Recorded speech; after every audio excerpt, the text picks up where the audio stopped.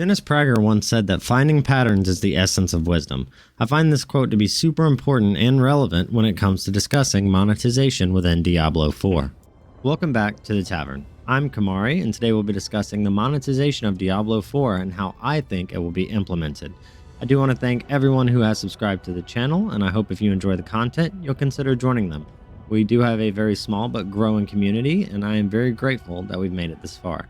Without further ado, let's get into Diablo 4. So let's talk about Diablo 4 and what its monetization will look like. This is of course all speculation, but if you stick around, I think you'll find that there's quite a lot of evidence to support these ideas. So where do we start? Well, they say most of your answers lie in the history books, so let's start there. The year is 2012. Blizzard is arguably the most respected gaming company in the world. WoW is still the most dominant MMO in the world. Mists of Pandaria is just around the corner. StarCraft 2 is still riding high with a huge esports scene and is the most played RTS in the world. Diablo 3 is just launched with a rough start, but is still a pretty solid game with fantastic combat. Sure, people are arguing about art direction being good or bad, and the story might be a bit shallow, but the combat is visceral and amazing, and that's what people are here for. This time period right here, this is where it truly began. You could say that it actually originally began in 2008 when Activision bought Blizzard, and many people would agree with you. Soon after, WoW would introduce quality of life microtransactions like faction changes, server changes, race changes, etc. However, this was viewed as a good thing at the time. It didn't affect gameplay, and these were things that people actually wanted. However, we had no idea the slow decay of a company that this would start. Fast forward back to 2012, and we see the true beginning of what I call the micro-apocalypse.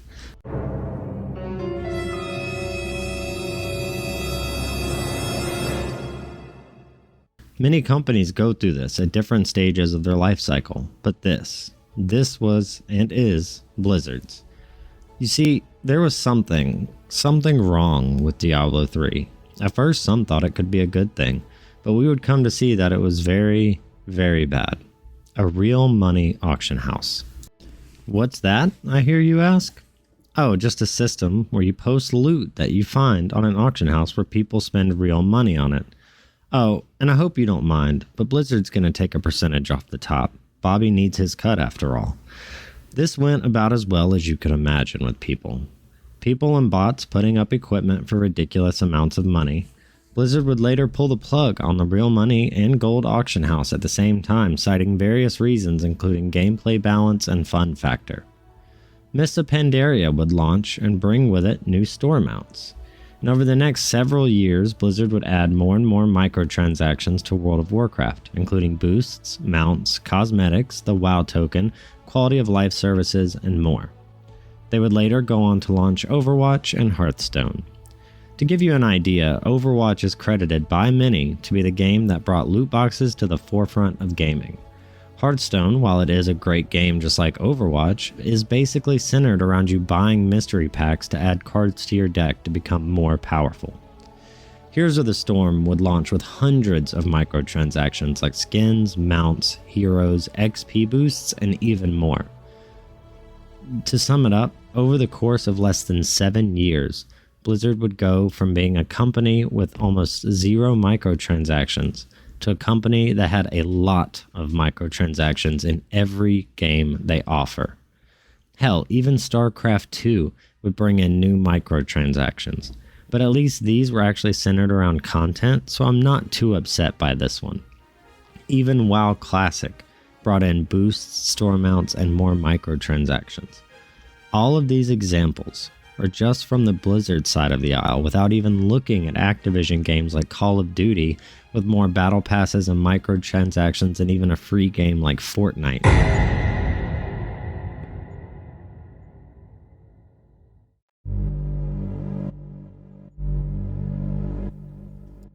But eventually, Blizzard would commit the cardinal sin.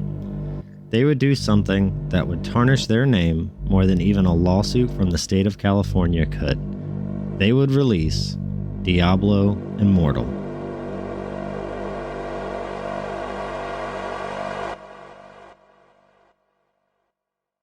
Diablo Immortal is quite possibly the most predatory pay-to-win game in history.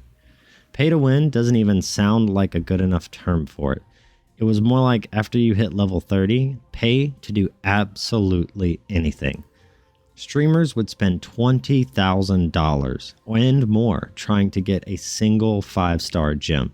Now it's important to note here that each character needs 5 5-star gems, and then those 5-star gems need 5 sub-slotted 5-star gems. It's estimated that on the low end, you would have to spend over $500,000 on a single character. Now it's important to notice here that this is the first Diablo entry since Diablo 3, which had 0 microtransactions within it, not including the real money auction house. So where does this lead us with Diablo 4? Well, so far we know for a fact that the game will in fact have microtransactions. We've been told that it will feature a store anchored around cosmetics. The devs have been very careful not to say if you can or cannot pay for power within the game. They've also been careful not to say that cosmetics are the only microtransactions. So you want to know what I think? I think if you want to know what Diablo 4's microtransactions will look like, all you have to do is look at Lost Ark. I truly believe Lost Ark will be their blueprint for monetizing Diablo 4. It just makes sense. They tried taking it to the absolute extreme with Diablo Immortal, which was successful, but I think it will have very quick diminishing returns, and they know that. Now they're trying to go into more of an MMO ARPG like Lost Ark. Why not look at the game that's already doing it successfully?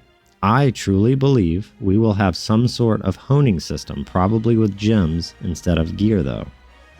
I also think we'll have multiple currencies just like Lost Ark. Lost Ark has silver and gold, and I believe there will be a similar system in Diablo 4. But I think it will be worse. Much, much worse.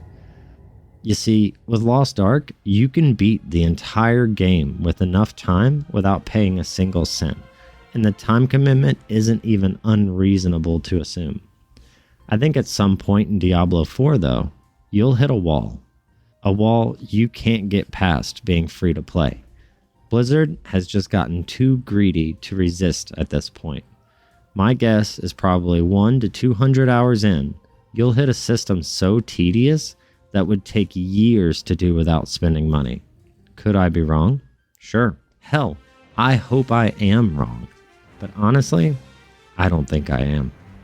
But don't worry, because I also think that after a few months, they will remove the system.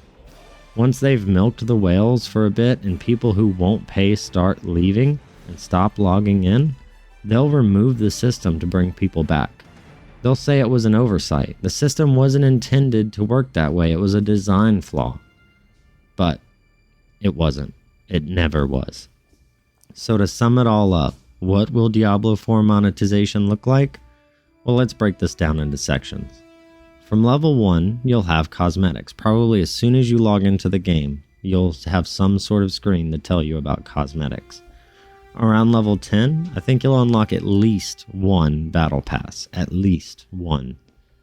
Around level 30, you'll get into gems, which you can hone or upgrade with materials, and that will probably have a 100% upgrade chance for a while, just like Lost Ark.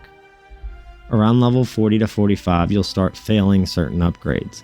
This could either be through artificial failures that the game forces on you, or just statistics.